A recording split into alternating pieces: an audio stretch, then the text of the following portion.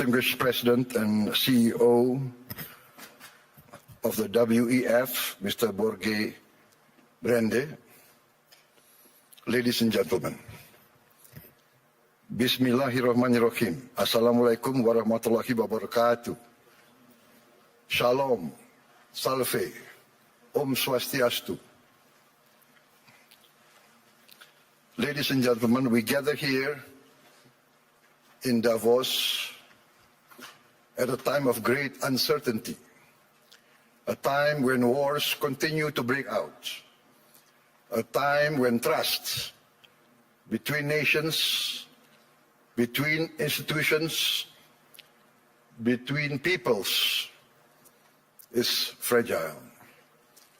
History teaches us peace and stability are our most valuable assets. Peace and stability are the ultimate prerequisites for growth and prosperity. There will be no prosperity without peace. Excellencies, distinguished delegates, the IMF recently described Indonesia as, I quote, a global bright spot with strong economic growth amid a challenging external environment. While the world had faced tightening financial conditions, trade tensions, and political uncertainty, Indonesia continues to grow. Indonesia's economy grew by more than 5% every year over the last decade. And I'm confident that this year, our growth will be higher. Our inflation remains at around 2%. Our government deficit is now kept below 3% of our GDP. International institutions did not praise us because of unfounded optimism. They did so because of evidence. They recognize that Indonesia's economy is resilient. Our policies have been and will always be well calibrated. Peace and stability in Indonesia over the years did not happen by chance. Peace and stability in my country did not happen by luck. It happened because we, Indonesia, have and will always continue to choose unity over fragmentation, friendship and collaboration over confrontation, and always friendship over enmity. Our credibility, hard-earned over many years, has been protected. Credibility once lost is very expensive to regain. Indonesia, in our history, has never once defaulted on our payments of our debt. Not once. Succeeding regimes always pay the debts of the preceding regime. Presidents, successive presidents will always honor the debts of the previous administration. Excellencies, distinguished friends, in addition to requiring peace and stability, growth requires statecraft and capital, in particular the efficient allocation and reallocation of capital. That is why last February we established our sovereign wealth fund, Danantara Indonesia. Danantara means the energy to power the future of Indonesia. Danantara is a sovereign wealth fund with $1 trillion in assets under management. With Danantara, I can stand here in front of you as an equal partner. Indonesia is now not only a land of peace and stability. Indonesia now is more and more the land of opportunity. Once again, I mentioned that I am convinced that our growth, the growth of our economy will be significantly surprising to many in the world. With Danantara, Indonesia is now able to be your partners. We will co-invest and grow with you. Danantara is established to finance and co-finance the industries of the future. We are determined to industrialize our country in a significant way. The industries of the future must be executed well and wisely. That is why we built Danantara with strong oversight and institutional responsibility. And we try to find the best executives to direct the leadership of Danantara. Danantara now manages 1,044 state-owned enterprises. We are going to bring this down to around at most 300. We will rationalize, we will get rid of inefficiency. We want the best governance and the best management under international standards. I have allowed Danantara to recruit expatriates, foreign citizens, to be able to lead these companies. We want the best brains and the best minds in the world. This is, in fact, how we run Indonesia now. From our social programs to our efforts to downstream our natural resources, to our efforts to reach self-sufficiency in food and energy. All are now accompanied by strong oversight and capable leaders. In the first 2 months of my administration, we carried out a vigorous efficiency program. We saved $18 billion by stopping inefficient and dubious programs from our budget, and redirected these funds to projects that directly improve livelihoods and impact all of society. As a result, on January 6, 2025, we started our free nutritious meals program for pregnant and lactating mothers, infants, and all Indonesian children. On our first day, we started with 190 kitchens, serving 570,000 people per day. 570,000 meals per day. Today, in 1 year, we have achieved 21,102 kitchens serving nationwide. As of last night, we are producing 59.8 million meals for 59.8 million children, mothers, and elderly living alone. They receive these meals every day. To put this into context, in about a month's time, we will surpass McDonald's, 68 million meals a day.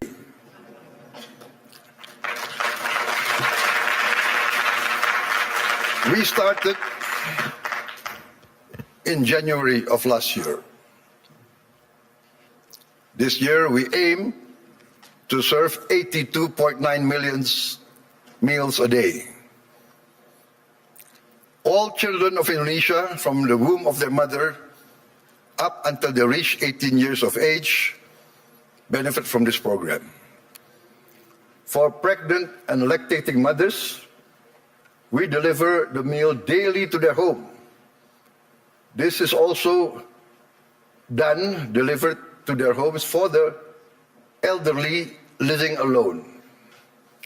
To put this in the context I mentioned, I think McDonald's started their first kitchen in 1940. To reach 68 million, it took them 55 decades more. We will reach 82.9, I hope, by the end of December 2026. But my people say, no, sir, we will reach 82.9 before December. So hopefully we will achieve this. In addition to strengthening our children, our free meals strengthens our economy. More than 61,000 micro, small, and medium enterprises and cooperatives are now a part of this supply chain. We are creating more than 600,000 jobs just at the kitchens. At its peak, we are optimistic it will reach 1.5 million direct jobs with vendors, with suppliers. There will be another more than 1 million livelihoods embraced and improved. This is why I'm convinced that our growth will reach impressive numbers. Our social policies must expand productivity and produce growth. Today, 70 million Indonesians receive free medical checkup, and they will receive free medical checkup once a year for the rest of their lives. And this will increase to all the children and the adults of Indonesia. We are providing free medical checkup to all citizens of Indonesia. This is not a populist program. This is a rational program to save money. By detecting illness, disease at an early stage, we will save much more in the long term in treatment. This actually is a productivity improvement program. My experts say that in the long run, we will save many, many billions of US dollars. Last year, for instance, we renovated 16,140 schools. We equipped 288,000 schools, each with one 75-inch interactive flat panels as part of our digitalization of our education program. Next year, in this coming year, 2026, we will add another 1 million of these interactive smart panels so that every school will have at least 3 to 4 classrooms with these panels.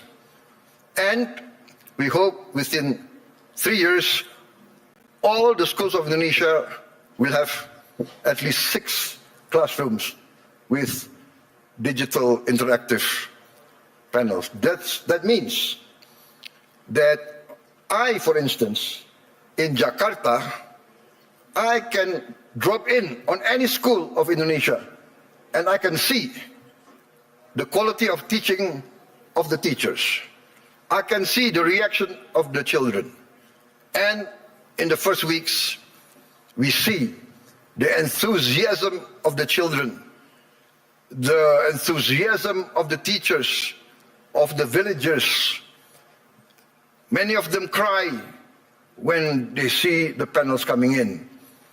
We get messages, Mr. President, in the entire history of this village, we have never felt that the central government knows about us. This is the first time we feel that the central government cares about us and is now in our village, is now helping to teach our children. This is, for me, heartwarming, because what we are doing is we are empowering the future generation of Indonesians.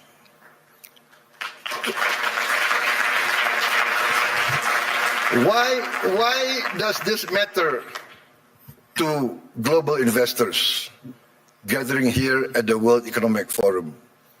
Because I am of the conviction that human capital determines long-term growth, long-term returns. Human development, human resources is the key to a thriving and successful nation. Lack of education is the path towards failed states. No country can hope to be stable and prosper if its people are illiterate, if its people are not able to keep up with modern science and technology. In addition, this year we will increase the renovation. I'm determined to modernize and renovate 60,000 schools. I'm also building 1,000 schools, what I call integrated, comprehensive schools with modern facilities, with modern laboratories, 1,000. I have already, 500, but I've already built 160 schools, boarding schools for the very poor. So this is maybe unique, because usually the children of the upper class, the children of the wealthy, go to boarding school. But I now make boarding schools for the very poor. Their only condition for entering the school is they must come from the bottom deciles of our society. Those who are very poor, I'm taking their children. I want to cut the chain of poverty. Usually in countries like my countries of the global south, countries of the third world, countries coming out of hundreds of years of colonialism, usually the son of a poor peasant will be a poor peasant. The son of a garbage collector will be a garbage collector.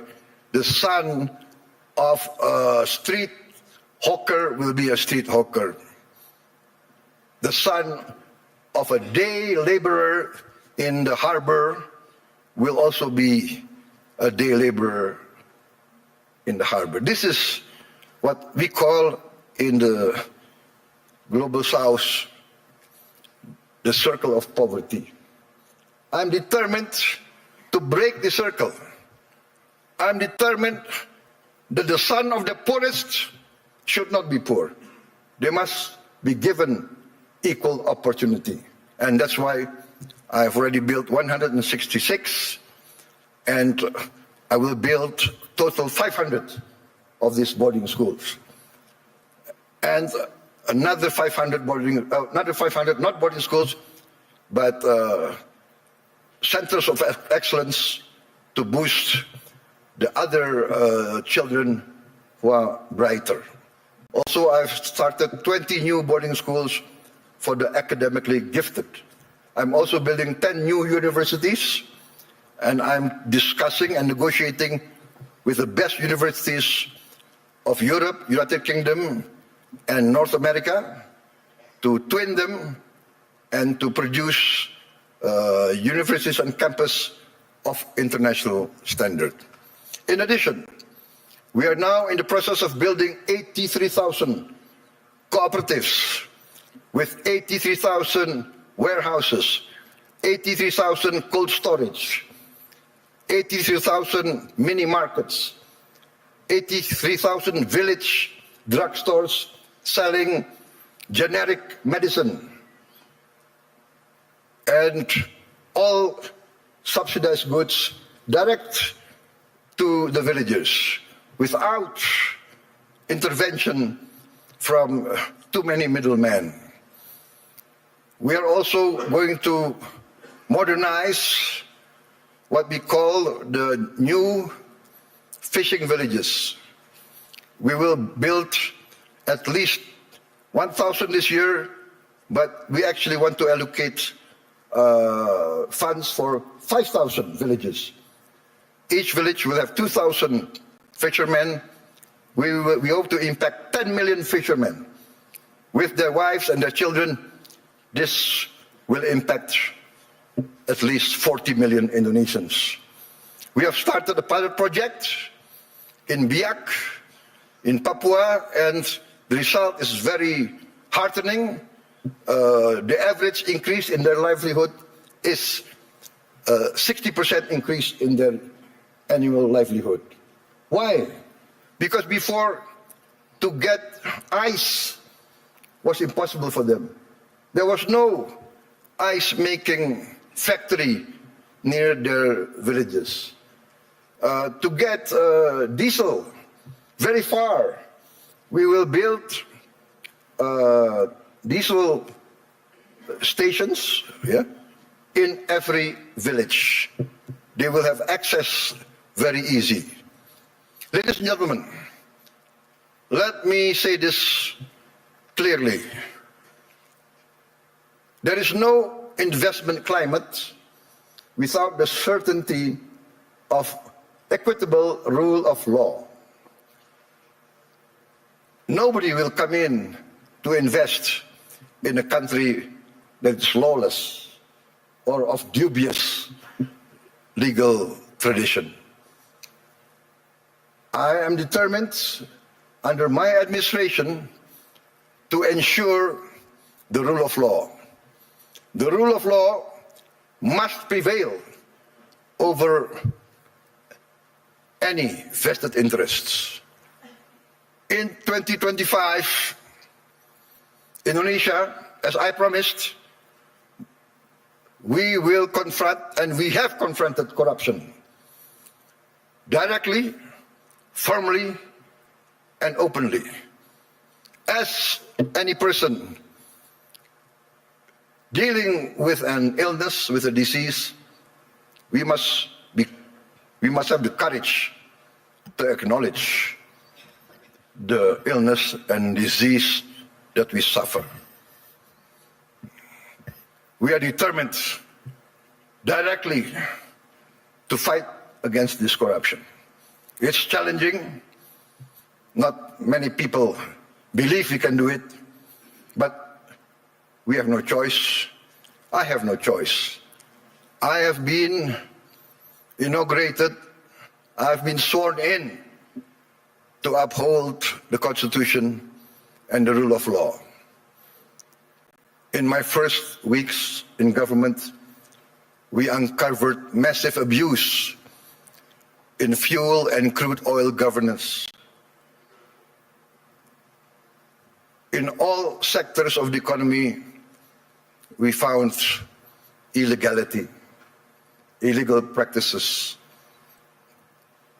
In my first year of administration, we have already confiscated 4 million hectares of illegal plantations and illegal mines.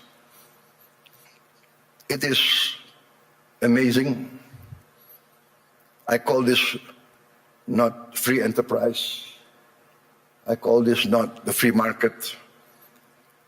I called it openly greedonomics, the economics of greed, the economics of rapacious practices.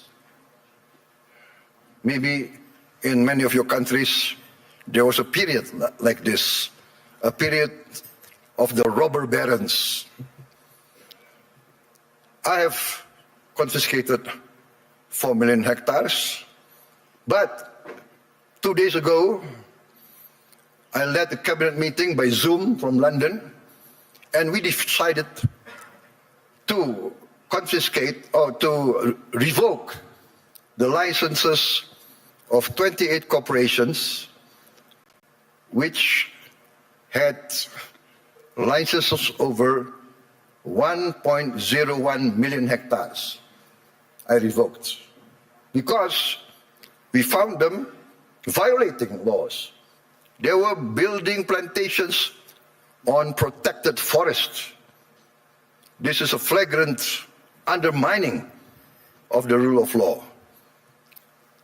Perhaps these rapacious so-called entrepreneurs feel that they need not recognize the sovereignty of the Indonesian government. Or perhaps they feel they can buy all Indonesian government officials. I have reports that some of these people in their meetings say, oh, it's okay, there is no government official that cannot be bought. Well, I challenge them to try to buy officials for my administration. They will come to find themselves a big surprise.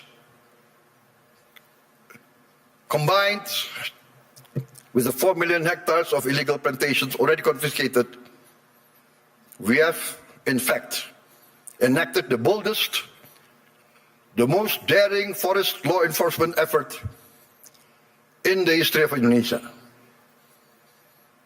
We have closed, up to now, 1,000 illegal mines. But my staff, my people report to me, sir, there is at least another 1,000 or more. There could be as many as 666 corporations that violate the law. So I say, what can we do? We can only have the courage to enforce the law. There can be no compromise. There can be no turning back. My people demand this, and we are determined to serve our people in honesty. We are determined, I am determined to uphold my oath, defend the Constitution of my country, enforce the law of the land. You might not have heard our story because we are people who do not like to be flamboyant. We are low-key. We tend to be below the radar. But we are very determined in our effort to keep up with the rest of the world. You might not have heard this story, but extreme poverty in Indonesia fell to its lowest level in history. I'm determined in the next 4 years we will eradicate extreme poverty and we will bring down poverty as a whole. That is my mission in my life. That is my mission in the remaining years of my life. There is nothing more honorable. There is nothing more satisfying than bringing down poverty and bringing down, eradicating hunger. There is a saying I learned from my elders. One of my elders, very wise man, very honest political leader, he told me, Prabowo, the duty of a leader is very simple. The leader of this country, if you want to be leader of the country, you must work so that the poor and the weak can smile and can laugh. Very simple. What does that mean? If the poor, the weak can smile and can laugh, that means they have hope. That means they see a future. That means their livelihood is being improved. So that is my mission now, to make the poorest of Indonesians, the weakest of Indonesians, smile. I think part of this is we must combat corruption, manipulation, malfeasance. Ladies and gentlemen, a few days ago, I was surprised myself. Gallup poll and Harvard University found that a research survey of hundreds of countries found that Indonesia, the Indonesian people, is the most happiest people, the most flourishing country in the world, with the people the most optimistic. This is a bit heartening, but for me also a bit sad. I know my people. Many of them live in shacks. Many of them do not have clean water. Many of them do not have bathrooms. Many of them eat rice with salt. And yet they smile. And yet they have hope.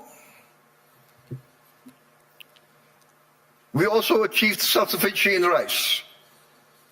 The first time in many, many years, our rice production is the highest in the history of Indonesia. I gave a target to be self-sufficient in 4 years. I gave a target to my team. They did it within 1 year. I am convinced in the next 4 years, we will be self-sufficient in the other food products. Corn, sugar, protein. Excellencies, distinguished delegates, Indonesia does not fear economic integration. We are a trading nation for hundreds of years. We conclude now trade agreements not because it is fashionable, but we consider it necessary.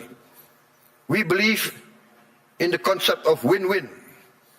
Last year we signed free trade agreements and comprehensive economic partnership agreements with Europe, with the EU, Canada, Peru, Eurasia. I have just visited the United Kingdom to sign our new strategic partnership.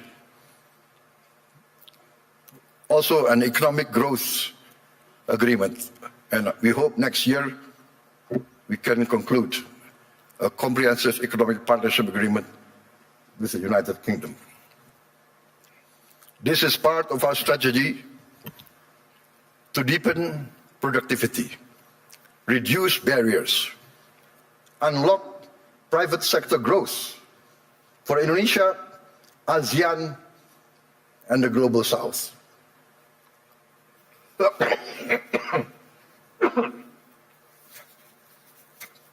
Excuse me.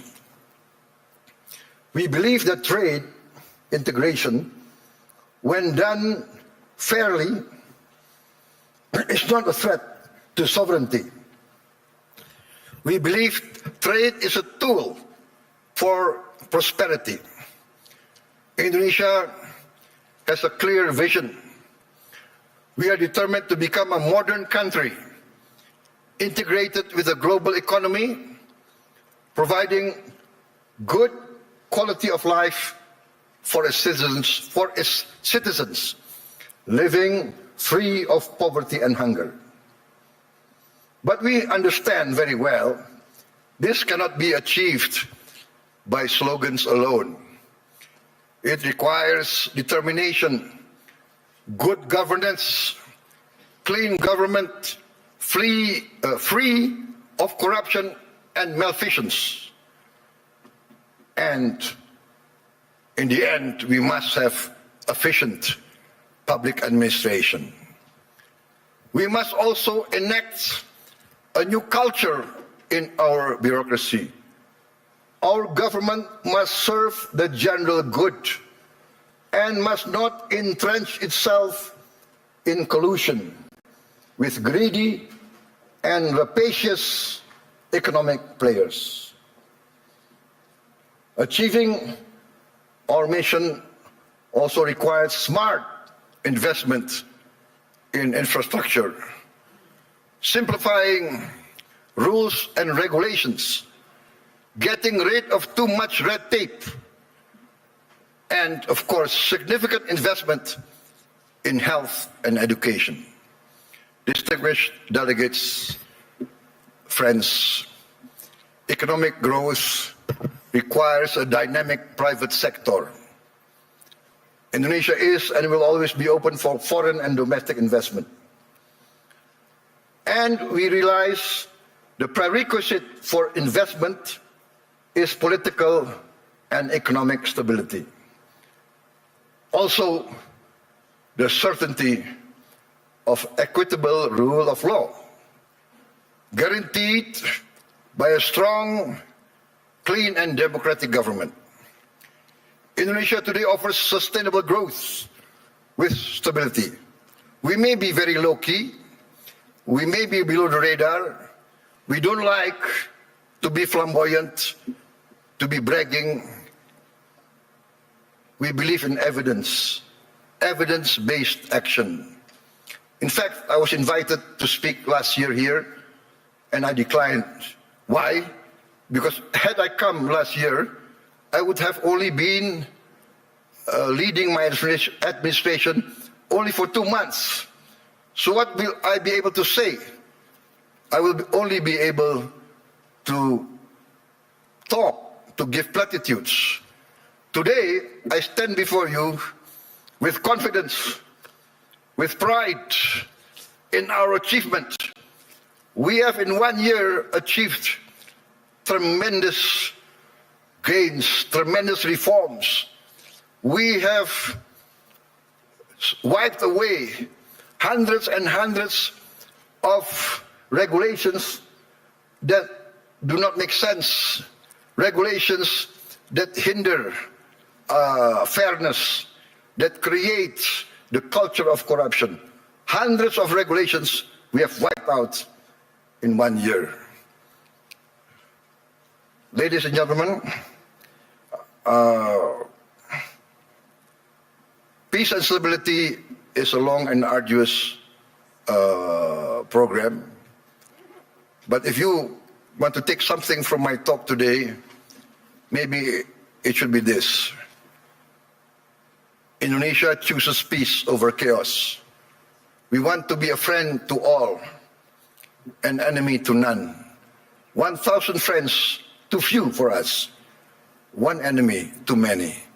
We want to be a good neighbor, a good, responsible citizen of the world, protecting the environment, protecting nature. We must not destroy nature. We must live with nature. We must maintain and be a part of a future full of hope. Hope grounded in credibility, execution of sound public policy, and continuous record of growth with equity. Let us build the world we want to live in together. Let us continue the journey to improve the quality of life for all, to live in peace, freedom, friendship, tolerance, coexistence, and cooperation for all races, all ethnicity, all religions. Let us continue our pursuit of justice for all, security and freedom for all.